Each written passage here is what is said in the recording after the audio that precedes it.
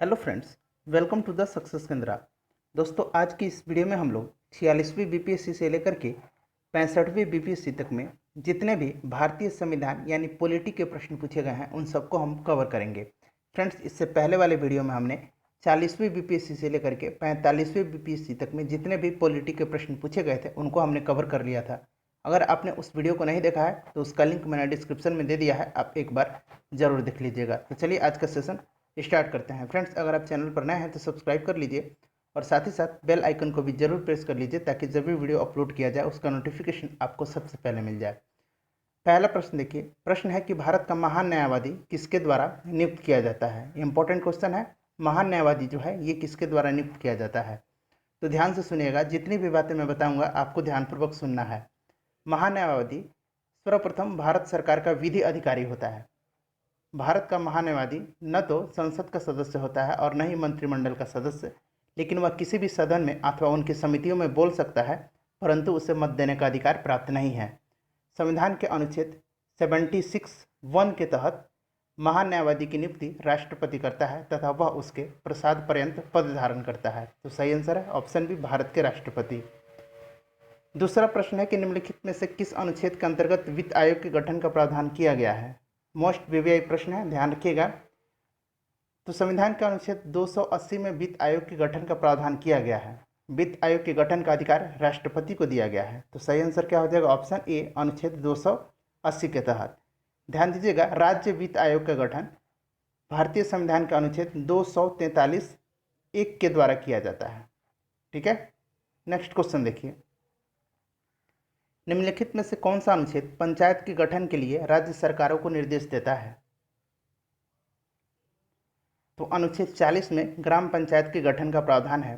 सही आंसर इसका ऑप्शन भी, अनुच्छेद 40। और अनुच्छेद 40 जो है यह राज्य के नीति निर्देशक सिद्धांत के अंतर्गत आता है। इंपॉर्टेंट है, ध्यान रखिएगा। नेक्स्ट क्वेश्चन देख लीजिए, पूछा जा रहा है कि राष्ट्रपति इनमें से क्या होता है। तो संसद का सदस्य नहीं होता है। ऑप्शन नंबर बी में है, संसद का हिस्सा होता है। संसद का हिस्सा होता है और संसद में बैठता है, संसद में वोट दे सकता है। तो इसका सही आंसर क्या हो जाएगा, इसका सही आंसर हो जाएगा ऑप्शन बी, संसद का हिस्सा होता है। ध्यान दीजिएगा, भारत की संसद राष्ट्रपति, राज्यसभा और लोकसभा से मिलकर बनती है। राष्ट्रपति, राज्यसभा तथा लोकसभा से मिलकर भारत की संसद बनती है। अनुच्छेद 52 में कहा गया है कि भारत का एक राष्ट्रपति होगा। ये आर्टिकल इंपॉर्टेंट है, आप ध्यान रखिएगा। नेक्स्ट देख लीजिए, भारतीय संविधान के किस अनुच्छेद के अंतर्गत लोकसभा में अनुसूचित जातियों के आरक्षण का प्रावधान किया गया है। तो फ्रेंड्स, इससे पहले अभी हमने बताया कि 40वीं बीपीएससी से लेकर के 45वीं बीपीएससी तक में जितने भी पॉलिटी के प्रश्न पूछे गए थे उनको हमने कवर कर लिया था। अगर आपने उस वीडियो को नहीं देखा है तो लिंक डिस्क्रिप्शन में है, आप एक बार जरूर देख लीजिएगा। तो इस प्रश्न का सही आंसर क्या हो जाएगा, इसका सही आंसर हो जाएगा ऑप्शन ए, अनुच्छेद 330 में। ध्यान दीजिएगा, अनुच्छेद 331 में आंग्ल भारतीय समुदाय के 2 व्यक्तियों को लोकसभा में राष्ट्रपति द्वारा मनोनयन किया जाता है। ठीक है, अनुच्छेद 332 में विधानसभा में, याद रखिएगा 332 में विधानसभा में अनुसूचित जातियों के आरक्षण का प्रावधान है। और अनुच्छेद 333 में राज्य विधानसभा में राज्यपाल द्वारा आंग्ल भारतीय समुदाय के 1 व्यक्तियों को मनोनीत करने का अधिकार दिया गया है। तो आप इन सबको ध्यान रखिएगा। नेक्स्ट क्वेश्चन देख लीजिए, लोकसभा का सदस्य चुने जाने के लिए एक व्यक्ति को किस आयु से कम का नहीं होना चाहिए। तो आसान प्रश्न है और इम्पोर्टेंट भी है। तो इसका सही आंसर ऑप्शन सी, 25 वर्ष से कम उसकी आयु नहीं होनी चाहिए। और राज्यसभा के लिए 30 वर्ष। राज्य लोक सेवा आयोग के अध्यक्ष किसके द्वारा नियुक्त किया जाता है। फ्रेंड्स, मुझे उम्मीद है कि वीडियो आपको पसंद आ रही होगी। इसी तरह का वीडियो पाने के लिए हमारे चैनल को सब्सक्राइब कर लीजिए और साथ ही साथ बेल आइकन को भी प्रेस कर लीजिए। और फ्रेंड्स, वीडियो को अगर आपने अब तक लाइक नहीं किया है तो लाइक कर दीजिए और इसे दोस्तों के साथ शेयर जरूर करते रहिएगा। तो राज्य लोक सेवा के आयोग का अध्यक्ष किसके द्वारा नियुक्त किया जाता है। इंपॉर्टेंट क्वेश्चन है। राज्य लोक सेवा के अध्यक्ष तथा सदस्यों की नियुक्ति राज्यपाल के द्वारा की जाती है, परंतु इसे हटाने का अधिकार राज्यपाल को नहीं है। राज्य लोक सेवा आयोग के अध्यक्ष एवं सदस्यों का कार्यकाल 6 वर्ष या फिर 62 वर्ष की आयु तक होती है। इन दोनों में से जो भी पहले पूरा होता है उसी के तहत ये अवकाश ग्रहण कर लेते हैं। तो सही आंसर इसका क्या हो जाएगा, राज्य के राज्यपाल। नेक्स्ट देखिएगा, पिछड़ी जाति आयोग के प्रथम सभापति कौन थे। तो सही आंसर है ऑप्शन बी काका साहब कालेलकर। सर्वोच्च न्यायालय का न्यायाधीश अपने पद से त्यागपत्र किसको लिखकर देता है? तो ध्यान दीजिएगा, सर्वोच्च न्यायालय के न्यायाधीश जो हैं इनकी नियुक्ति राष्ट्रपति के द्वारा होती है। उच्चतम न्यायालय के न्यायाधीश बनने के लिए न्यूनतम आयु सीमा निर्धारित नहीं की गई है। एक बार कोई व्यक्ति न्यायाधीश नियुक्त हो जाता है तो वह अवकाश ग्रहण की जो उसकी सीमा है वो 65 वर्ष तक है। ठीक है, इंपॉर्टेंट है, ध्यान रखिएगा, 65 वर्ष की आयु तक वह इस पद पर बने रह सकता है। तो इसका सही आंसर क्या हो जाएगा? ऑप्शन ए, राष्ट्रपति को वह अपना त्यागपत्र देता है। नेक्स्ट क्वेश्चन देखिएगा, काफ़ी इंपॉर्टेंट प्रश्न है। नीति आयोग कब अस्तित्व में आया? तो नीति आयोग जो है 1 जनवरी 2015 को योजना आयोग के स्थान पर आया था। नीति आयोग का फुल फॉर्म क्या होता है? देखिए, नीति का फुल फॉर्म होता है national institution for transforming India. इसका जो अध्यक्ष होता है वो भारत का प्रधानमंत्री होता है। और नीति आयोग के पहले अध्यक्ष कौन बन गए? प्रधानमंत्री नरेंद्र मोदी। ठीक है, और पहले अगर उपाध्यक्ष पूछा जाए तो याद रखिएगा अरविंद पनगड़िया। ठीक है फ्रेंड्स, और पहले सीईओ चीफ एग्जीक्यूटिव ऑफिसर ये बने सिंधु श्री खुल्लर। ठीक है फ्रेंड्स, वर्तमान में इसके अध्यक्ष कौन है? नरेंद्र मोदी हैं। उपाध्यक्ष हैं कौन है? राजीव कुमार। और सीईओ हैं अमिताभ कांत। तो आप इन सबको ध्यान रखिएगा। नेक्स्ट देख लीजिए, सर्वोच्च न्यायालय के न्यायाधीश की सेवानिवृत्ति की उम्र क्या है? तो अभी मैंने बताया कि न्यूनतम आयु सीमा निर्धारित नहीं की गई है, लेकिन इनकी सेवानिवृत्ति की आयु सीमा अधिकतम कितनी है? 65 वर्ष की आयु तक है। तो ध्यान रखिएगा, इंपॉर्टेंट क्वेश्चन है। संसद सदस्य बनने हेतु न्यूनतम उम्र क्या है? तो देखिए, संसद या तो लोकसभा या फिर राज्यसभा। ठीक है फ्रेंड्स, लोकसभा या फिर राज्यसभा। तो देखिए, किसी भी सदन का सदस्य बनने के लिए या तो लोकसभा या राज्यसभा, तो संसद का सदस्य बनने के लिए न्यूनतम कितनी आयु सीमा चाहिए? 25 वर्ष। तो सही आंसर क्या हो जाएगा? Option C. नेक्स्ट क्वेश्चन देख लीजिए, भारत का प्रधानमंत्री किसके प्रति जवाबदेह होता है? इंपॉर्टेंट क्वेश्चन है और ये कई बार प्रीवियस एग्जाम में पूछा भी जा चुका है, तो आपको ध्यान रखना है। तो संविधान के अनुच्छेद 75(3) के अनुसार मंत्रिपरिषद जिसका मुखिया प्रधानमंत्री होता है लोकसभा के प्रति उत्तरदायी होते हैं। आर्टिकल आप याद रखिएगा 75(3) के तहत लोकसभा के प्रति उत्तरदायी होते हैं। राज्यसभा का पदेन अध्यक्ष कौन होता है? ये भी प्रश्न काफ़ी इंपॉर्टेंट है। राज्यसभा का पदेन अध्यक्ष कौन होता है? तो ध्यान रखिएगा, अनुच्छेद 64 के अनुसार, ये भी इंपॉर्टेंट है, अनुच्छेद 64 के अनुसार भारत का उपराष्ट्रपति राज्यसभा का पदेन सभापति कहिए या फिर अध्यक्ष कहिए होता है। राज्यसभा के प्रथम सभापति डॉक्टर सर्वपल्ली राधाकृष्णन थे और पहले उपसभापति श्री SV कृष्णमूर्ति राव थे। श्री SV कृष्णमूर्ति राव, याद रखिएगा SV कृष्णमूर्ति राव थे। ठीक है फ्रेंड्स, नेक्स्ट क्वेश्चन देख लीजिए। तो इसका सही आंसर क्या हो जाएगा? उपराष्ट्रपति। नेक्स्ट देखिए, भारतीय सर्वोच्च न्यायालय में न्यायाधीशों की नियुक्ति कौन करता है? तो ये करता है राष्ट्रपति। इंपॉर्टेंट है, जरूर ध्यान रखिएगा। धन विधेयक पेश किया जाता है। तो फ्रेंड, धन विधेयक के संबंध में लोकसभा का निर्णय अंतिम होता है और धन विधेयक जो है राष्ट्रपति की सिफारिश पर केवल लोकसभा में पेश किया जाता है। तो सही आंसर केवल लोकसभा में। धन विधेयक को अनुच्छेद 110 में परिभाषित किया गया है। आर्टिकल याद रखिएगा 110 में, अनुच्छेद 110 में परिभाषित किया गया है और इस संबंध में जो है लोकसभा का निर्णय अंतिम होता है और इसमें संयुक्त अधिवेशन की व्यवस्था नहीं है। तो आप इसको भी ध्यान रखिएगा। नेक्स्ट क्वेश्चन देख लीजिए, पंचायती राज प्रणाली किस सूची में है? तो अभी हमने चर्चा किया था कि पंचायती राज प्रणाली जो है ये संविधान के अनुच्छेद 40 में है और ये राज्य सूची का विषय है। निम्नलिखित में से कौन सा कार्य स्थानीय स्वशासन के अधिकार क्षेत्र में नहीं आता है? तो सार्वजनिक अनुशासन का रख रखाव जो है ये स्थानीय स्वशासन के अंतर्गत नहीं आता है। बाकी जो देख रहे हैं सार्वजनिक स्वास्थ्य, सुरक्षा और जन उपयोगी सेवा, ये जो है स्थानीय स्वशासन के अंतर्गत आते हैं। नेक्स्ट क्वेश्चन देखिएगा, भारतीय संविधान की प्रस्तावना में समाजवादी शब्द कब जोड़ा गया? तो आप सभी जानते हैं कि भारतीय संविधान के 42वें संविधान संशोधन जो कि 1976 में हुआ था, इसके तहत समाजवादी, धर्मनिरपेक्ष, एकता और अखंडता आदि शब्द जोड़े गए थे। और ध्यान रखिएगा, संविधान की जो संशोधन है 42वां, इसको मिनी संविधान कहा जाता है या फिर लघु संविधान हिंदी में आप बोल सकते हैं। नेक्स्ट क्वेश्चन देख लीजिए, एक नया राज्य बनाने में संवैधानिक संशोधन के लिए कैसा बहुमत चाहिए? तो एक नया राज्य बनाने के लिए साधारण बहुमत की जरूरत होती है। नेक्स्ट देख लिए, उच्चतम न्यायालय की व्यवस्था अनुसार निजी भवनों के ऊपर राष्ट्रीय झंडे का फहराने के जो अनुच्छेद में है, ये किस अनुच्छेद में है? नागरिक का मौलिक अधिकार। तो फ्रेंड, इससे पहले हमने बताया था कि 40वीं बीपीएससी से लेकर के 45वीं बीपीएससी तक में हमने पॉलिटी के प्रश्नों को कवर कर लिया था, और साथ ही साथ हमने इतिहास के प्रश्नों को भी 40वीं बीपीएससी से लेकर के उसके बाद हम 98वें बीपीएससी तक के प्रश्नों को कवर कर लिए थे। तो आप इसको भी जरूर देख लीजिएगा, ठीक है फ्रेंड्स। और प्रैक्टिस सेट हमारा 11 नंबर तक कवर कर चुके हैं, प्रैक्टिस सेट 1 से लेकर के 11 तक को हमने कवर कर लिया है। तो ध्यान दीजिएगा, उच्चतम न्यायालय की व्यवस्था के अनुसार निजी भवनों के ऊपर राष्ट्रीय झंडे का फहराने का जो अधिकार है, ये किस अनुच्छेद के तहत एक मौलिक अधिकार है? इंपॉर्टेंट क्वेश्चन है। तो भारतीय ध्वज संहिता, याद रखिएगा, भारतीय ध्वज संहिता 2002 के अनुसार सभी नागरिकों एवं निजी संस्थाओं आदि को राष्ट्रीय ध्वज फहराने का अधिकार है। जनवरी 2004 को उच्चतम न्यायालय ने यह घोषणा किया कि संविधान के अनुच्छेद 19(1)(a) के तहत 19(1)(a) के तहत नागरिकों को ये जो राष्ट्रीय ध्वज फहराना मौलिक अधिकार है। तो सही आंसर है ऑप्शन बी, संविधान का अनुच्छेद 19(1)(a) के तहत। नेक्स्ट क्वेश्चन देखिए, भारत में ब्लॉक स्तर पर बनी पंचायत समिति केवल है, बताने हैं कि केवल क्या है? तो केवल यह प्रशासनिक प्राधिकारी है। एक एमपी की सीट को रिक्त घोषित किया जा सकता है यदि वह संसद से लगातार कितनी अवधि के लिए अनुपस्थित रहता है।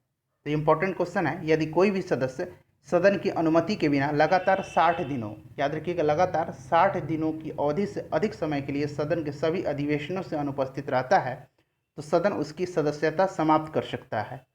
तो 60 दिन यानी 2 महीने, इंपॉर्टेंट है, ध्यान रखिएगा। नेक्स्ट देख लीजिए, भारतीय संविधान दिवस कब मनाया जाता है? तो आप सभी जानते हैं कि 26 नवंबर 1949 को भारतीय संविधान को अंगीकार किया गया था, यानी अपनाया गया था, और इसी दिन 26 नवंबर के दिन संविधान दिवस मनाया जाता है।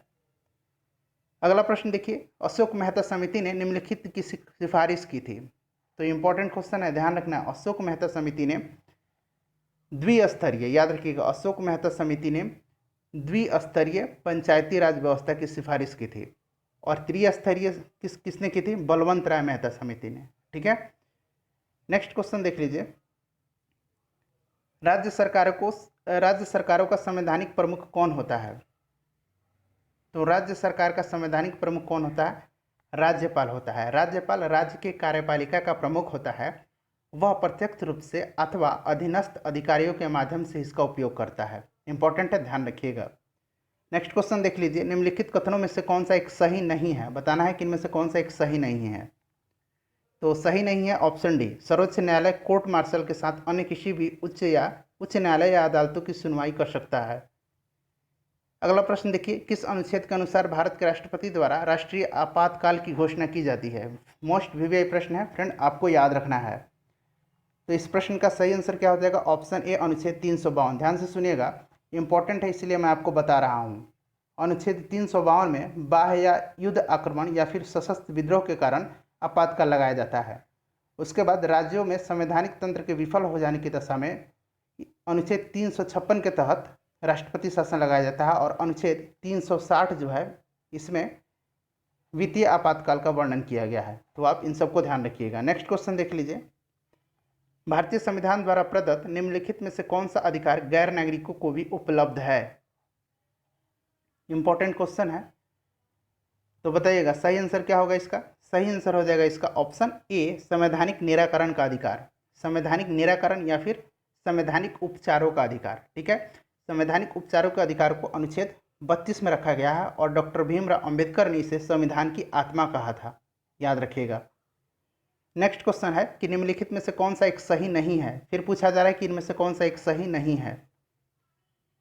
इंपॉर्टेंट क्वेश्चन है, बताइएगा।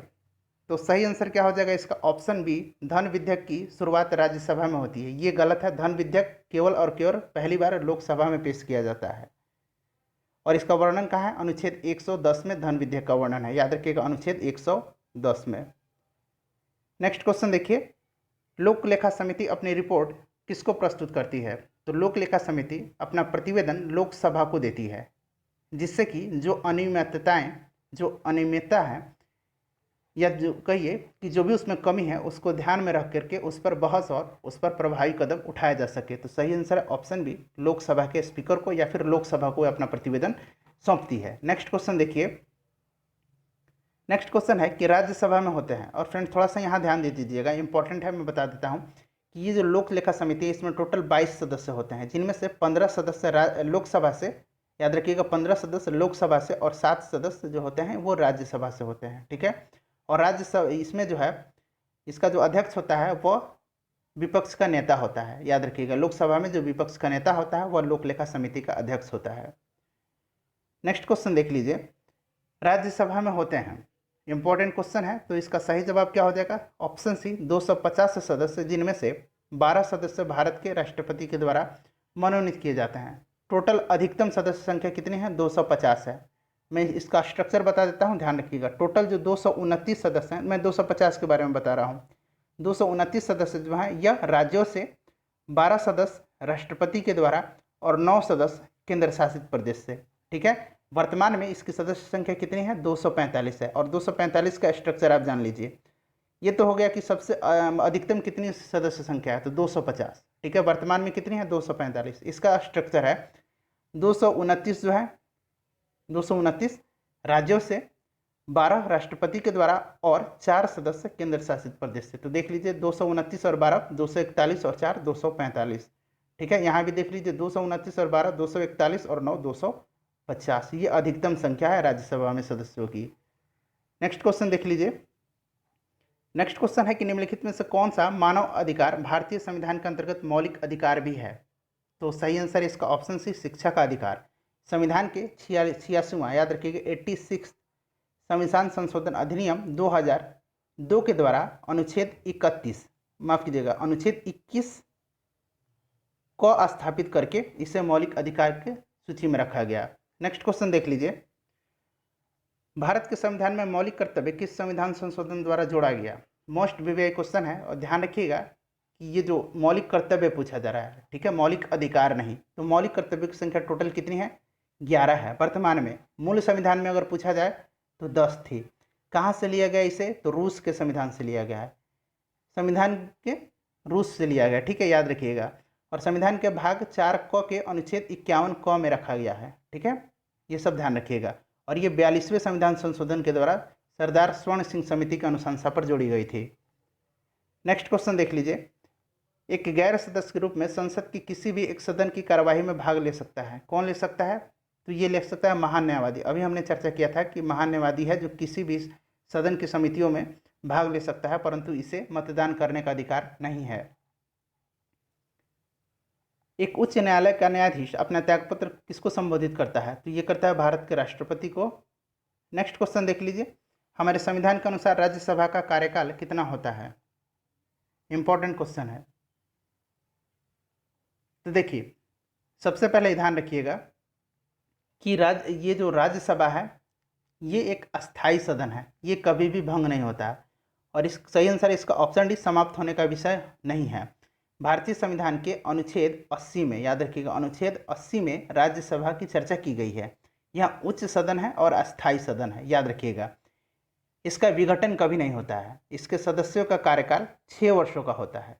प्रत्येक 2 वर्ष पर इसके 1/3, प्रत्येक 2 वर्ष पर, याद रखिएगा प्रत्येक 2 वर्ष पर इसके 1/3 सदस्य सेवानिवृत्त होते हैं। नेक्स्ट क्वेश्चन देख लीजिए, एक विधेयक जो संसद में प्रस्तुत किया जाता है कौन सी क्रिया के बाद अधिनियम बन जाता है? तो देखिए, जब दोनों सदनों द्वारा कोई विधेयक अलग अलग या फिर संयुक्त बैठक में पास कर दिया जाता है तो उसे राष्ट्रपति की अनुमति के लिए उसके समक्ष प्रस्तुत किया जाता है। यदि राष्ट्रपति अनुमति रोक देता है तो वह विधेयक अंत हो जाता है, ठीक है। यदि राष्ट्रपति अनुमति प्रदान कर देता है तो अनुमति की तिथि से जो विधेयक है अधिनियम बन जाता है। तो सही आंसर क्या हो जाएगा इसका? ऑप्शन बी, जब राष्ट्रपति अपनी सहमति दे देता है। नेक्स्ट क्वेश्चन देखिए, एक विकास खंड पर पंचायत समिति होती है। तो अभी हमने देखा था कि पंचायत समिति जो है यह एक प्रशासकीय अधिकरण है या फिर प्राधिकरण है। नेक्स्ट क्वेश्चन है कि यदि राष्ट्रपति एवं उपराष्ट्रपति का पद खाली हो तो भारत के राष्ट्रपति के पद पर कौन होता है?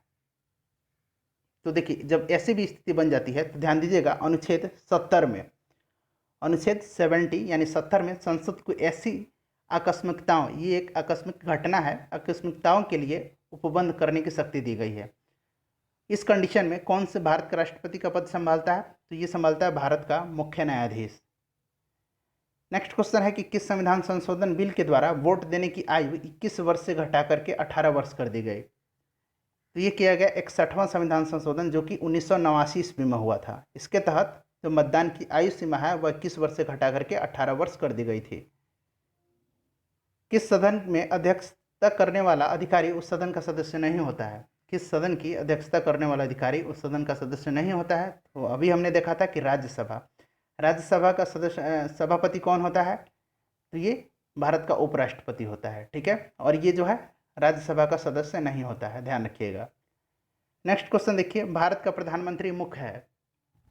तो भारत का प्रधानमंत्री जो है, देखिए संविधान के अनुच्छेद 74, संविधान के अनुच्छेद याद रखिएगा आर्टिकल 74 में कहा गया है कि राष्ट्रपति को उसके कार्यों का निर्वहन करने में सहायता और सलाह देने के लिए एक मंत्री परिषद होगा जिसका प्रमुख प्रधानमंत्री होगा और राष्ट्रपति इसी के सलाह के अनुसार कार्य करेगा। तो प्रधानमंत्री केंद्रीय सरकार इसका मुख्य होता है, मुखिया होता है। नेक्स्ट क्वेश्चन देखिए, भारत का राष्ट्रपति किसके द्वारा हटाया जा सकता है? इंपॉर्टेंट क्वेश्चन है। तो देखिए ये हटाया जाता है महाभियोग के द्वारा, ध्यान रखिएगा। राष्ट्रपति के विरुद्ध महाभियोग संसद के किसी भी सदन में प्रारंभ किया जा सकता है। संविधान में अनुच्छेद 61, याद रखिएगा, संविधान के अनुच्छेद 61 में राष्ट्रपति पर महाभियोग चलाने की प्रक्रिया दी गई है। तो सही आंसर क्या हो जाएगा इसका? राष्ट्रपति किसके द्वारा हटाया जा सकता है? तो संसद के द्वारा, ठीक है, महाभियोग की प्रक्रिया से। नेक्स्ट क्वेश्चन देख लीजिए, निम्नलिखित में से किसको संविधान द्वारा मौलिक अधिकारों को लागू करने की शक्ति दी गई है? तो ये दिया गया है सर्वोच्च न्यायालय और उच्च न्यायालय को। नेक्स्ट क्वेश्चन देखिए, नेक्स्ट क्वेश्चन है कि निम्नलिखित में से कौन सा विषय समवर्ती सूची में है? समवर्ती सूची में कौन सा है? ये शिक्षा है। बाकी जो है कृषि, पुलिस, रक्षा जानते हैं ये क्या है? ये संघ सूची का विषय है, ठीक है। पुलिस राज्य सूची का और कृषि भी राज्य सूची का विषय है। नेक्स्ट क्वेश्चन देखिए, लोकसभा में राज्यवार सीटों का आवंटन सन 1971 की जनगणना पर आधारित है। यह निर्धारण किस वर्ष तक यथावत रहेगा? तो ये रहेगा वर्ष 2026 तक। नेक्स्ट क्वेश्चन देखिए, जिस समिति की सिफारिश पर भारत में पंचायती राज की स्थापना की गई उसका अध्यक्ष कौन था? तो आप सभी जानते हैं कि बलवंत राय मेहता समिति। तो सही आंसर क्या हो जाएगा इसका? Option C. नेक्स्ट क्वेश्चन देखिए, भारत के संविधान का निम्नलिखित में से कौन सा अनुच्छेद प्रेस की स्वतंत्रता से संबंधित है? तो सही अनुच्छेद है ये 19(1) क, ठीक है। तो आप देख रहे हैं ऑप्शन में 19 दिया हुआ है, तो सही आंसर हो जाएगा इसका ऑप्शन ए 19। एक्चुअल में याद रखिएगा 19(1) क के तहत प्रेस की स्वतंत्रता का वर्णन है। नेक्स्ट क्वेश्चन देखिए, पंचायत के चुनाव कराने हेतु निर्णय किसके द्वारा लिया जाता है? तो पंचायत चुनाव कराने हेतु निर्णय जो है ये राज्य सरकार के द्वारा लिया जाता है। इंपॉर्टेंट है, आपको ध्यान रखना है। और ध्यान दीजिएगा, ये जो पंचायती राज है, प्रधानमंत्री नरसिम्हा राव के कार्यकाल में 73वें संविधान संशोधन के द्वारा पहली बार पंचायतों का संवैधानिक मान्यता मिली थी, ठीक है, ध्यान रखिएगा। नेक्स्ट क्वेश्चन देखिए, भारत में पंचायती राज व्यवस्था सर्वप्रथम राजस्थान और कहाँ प्रारंभ की गई? तो राजस्थान और आंध्र प्रदेश में। याद रखिएगा, राजस्थान में 2 अक्टूबर 1959 को, ठीक है, और आंध्र प्रदेश में 11 अक्टूबर 1959 को शुरू की गई थी। नेक्स्ट क्वेश्चन देखिए, राज्यसभा में राष्ट्रपति द्वारा कितने सदस्य मनोनीत किए जाते हैं? तो अनुच्छेद 79 के तहत, 79 के तहत राष्ट्रपति कला, साहित्य, पत्रकारिता, विज्ञान तथा सामाजिक कार्यों में पर्याप्त अनुभव एवं दक्षता रखने वाले 12 व्यक्तियों को राज्यसभा में नामजद कर सकता है। इंपॉर्टेंट है, ध्यान रखिएगा। नेक्स्ट क्वेश्चन देखिए, योजना आयोग की स्थापना कब हुई थी? 15 मार्च 1950 को योजना आयोग का गठन एक गैर संवैधानिक तथा परामर्शदात्री निकाय के रूप में किया गया था। तो सही आंसर इसका ऑप्शन बी 15 मार्च 1950 को। नेक्स्ट क्वेश्चन देखिए, निम्नलिखित में से किस संविधान संशोधन अधिनियम को लघु संविधान कहा जाता है? तो अभी मैंने बताया था कि 42वां संविधान संशोधन जो है इसको मिनी संविधान या हिंदी में लघु संविधान कहा जाता है। क्यों कहा जाता है? तो क्योंकि इसके द्वारा संविधान में व्यापक परिवर्तन लाए गए थे। नेक्स्ट क्वेश्चन देखिए, भारतीय संविधान में निम्नलिखित पदों में से कौन सा क्रम सही है? तो सही क्रम आपको चुनना है। तो सही क्रम इसमें है ऑप्शन बी। देखिए, राज्यों के राज्यपाल, उसके बाद मुख्य न्यायाधीश, उसके बाद मुख्यमंत्री और उसके बाद मुख्य चुनाव आयुक्त, ठीक है, ध्यान रखिएगा। नेक्स्ट क्वेश्चन देखिए, नेक्स्ट क्वेश्चन है कि भारत के राष्ट्रपति को विशिष्ट केंद्र राज्य राजकोषीय संबंधों के बारे में सुझाव किसके द्वारा दिया जाता है? तो ये दिया जाता है वित्त आयोग के द्वारा। इंपॉर्टेंट है। नेक्स्ट क्वेश्चन देखिए, भारतीय संविधान में अनुच्छेद 370 का संबंध किससे है? तो 370 अभी हाल ही में जम्मू कश्मीर से हटाया गया था। तो ध्यान रखिएगा किस अब केंद्र शासित प्रदेश हो गया और हटा भी लिया गया है। तो जम्मू कश्मीर से ये संबंधित था। ठीक है, यहाँ आप था लगा ले सकते हैं क्वेश्चन में। नेक्स्ट क्वेश्चन देख लीजिए, किस संशोधन में समाजवाद, धर्मनिरपेक्षता और राष्ट्रीय एकता एवं अखंडता शब्द भारतीय संविधान में जोड़े गए? तो ये 42वां संविधान संशोधन 1976 में जोड़ा गया था और इसे लघु संविधान भी कहा जाता है।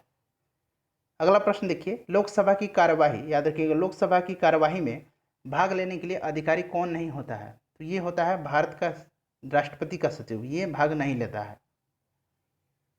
उसके बाद देखिए, संविधान के 73वें संशोधन का संबंध किससे है?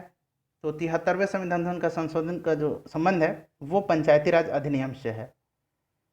नेक्स्ट क्वेश्चन देखिए, वह कौन सी सभा है जिसका अध्यक्ष उस सदन का सदस्य नहीं होता है? तो अभी हमने देखा था पिछले वाले प्रश्न में, राज्यसभा का जो ये उपराष्ट्रपति इसका सदस्य होता है और ये राज्यसभा का यानी उस सदन का सदस्य नहीं होता है। नेक्स्ट क्वेश्चन देखिए, वित्त बिल के लिए किसकी पूर्व स्वीकृति आवश्यक है? वित्त बिल का, ठीक है, तो ये राष्ट्रपति का, भारत के राष्ट्रपति का। और वित्त बिल जो है यानी वित्त विधेयक जो है इसको अनुच्छेद 117 में रखा गया है, याद रखिएगा। नेक्स्ट क्वेश्चन देखिए, निम्नलिखित में से कौन लगातार 2 बार राष्ट्रपति रहे थे? तो फ्रेंड इस प्रश्न का आंसर आपको कमेंट बॉक्स में देकर बताना है। और मुझे पूरी उम्मीद है कि आज का जो सेशन था आपको काफ़ी पसंद आया है। और फ्रेंड्स अगर आप चाहते हैं कि मैं आपके लिए इसी तरह का वीडियो लेकर आऊँ तो प्लीज़ वीडियो को शेयर करते रहिए। जितना शेयर कीजिएगा मुझे मोटिवेशन मिलेगा और मैं आपके लिए इसी तरह के इंपॉर्टेंट टॉपिक पर वीडियो ढूंढ कर लाते रहता हूँ। ठीक है फ्रेंड्स, तो चैनल को सब्सक्राइब कर लीजिए और बेल आइकन को प्रेस कर लीजिए ताकि जब भी वीडियो अपलोड किया जाए उसका नोटिफिकेशन आपको सबसे पहले मिल जाए। तो मिलते हैं नेक्स्ट वीडियो में। Thanks for watching.